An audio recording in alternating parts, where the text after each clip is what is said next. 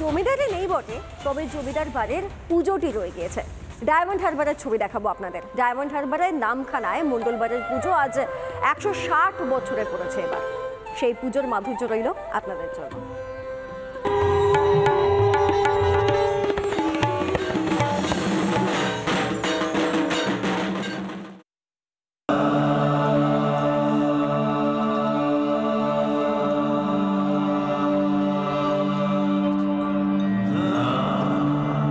এই দক্ষিণ 24 পরগনার বিভিন্ন জায়গায় জমিদারদের অস্তিত্ব দেখা গেছে, আর সেই জমিদারদের মধ্যে অন্যতম হলো এই দক্ষিণ 24 পরগনার ডায়মন্ড হারবারের বারদন গ্রামের এই মণ্ডল বাড়ি।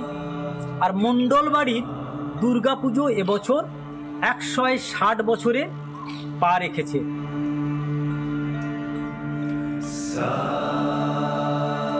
গোলকচন্দ্র মণ্ডল উদ্যোগে তার 4 ছেলে থেকে আরম্ভ করে এবং পুজো সেখান থেকেই চলে আসে।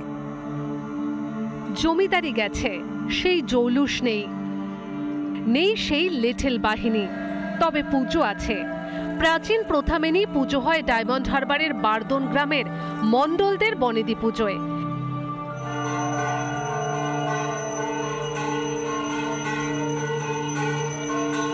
এই পুজো গোলকনাথ মণ্ডল ও তার 4 ছেলের হাত ধরে শুরু হয় 1866 সালে।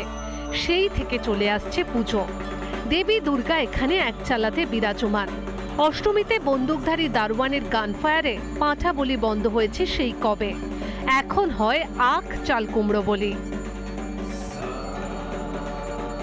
যেরকম ভাবে করে গেছে তেমনি এখন আমাদের কাকা জেঠুরা সেরকম ভাবে করছে। আমরা সেইগুলোকে কিভাবে করছে, কি বৃত্তান্ত, কি লিস্ট ধরে করছে, সেই লিস্টগুলো আমরা ফলো করছি, সব কিছু করেছি। কারণ পরবর্তীকালে আমাদেরই দায়িত্ব নিতে হবে।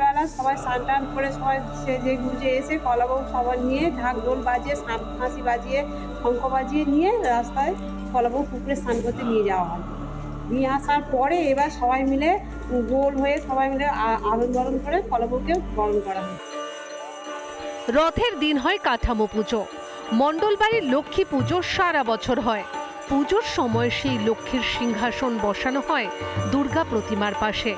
পুজোর সময় মণ্ডল পরিবারের সদস্যরা দেশ বিদেশ থেকে এসে একত্রিত হয়ে করেন মায়ের আরাধনা।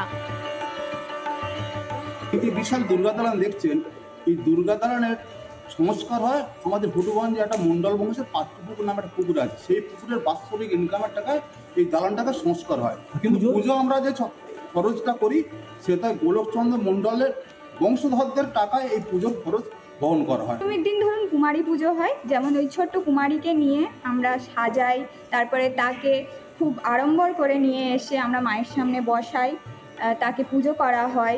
তারপরে ধরুন দশমীর দিন আমরা তো সিঁদুর খেলতে পারি না, আমরা তো কুমারী, কিন্তু তাও আমরা খুব মজা করি এবং যারা ওই সিঁদুর খেলে ওই দৃশ্যটাকে আমরা খুব ভালো উপভোগ করি। জমিদারদের দালান, রন্ধনশালা, লাইব্রেরি ভেঙে পড়লেও আজও পুরনো ঐতিহ্যের স্মৃতি বহন করে চলেছে এই পুজো। দক্ষিণ 24 পরগনা থেকে বরুণ হালদারের রিপোর্ট, রিপাবলিক বাংলা। নানা ধরনের কন্টেন্ট দেখার জন্য লাইক করুন, শেয়ার করুন আমাদের ফেসবুক পেজ, সাবস্ক্রাইব করুন আমাদের ইউটিউব চ্যানেল। পাশাপাশি অন্যান্য ব্রেকিং নিউজের জন্য অবশ্যই চোখ রাখুন রিপাবলিক বাংলায়।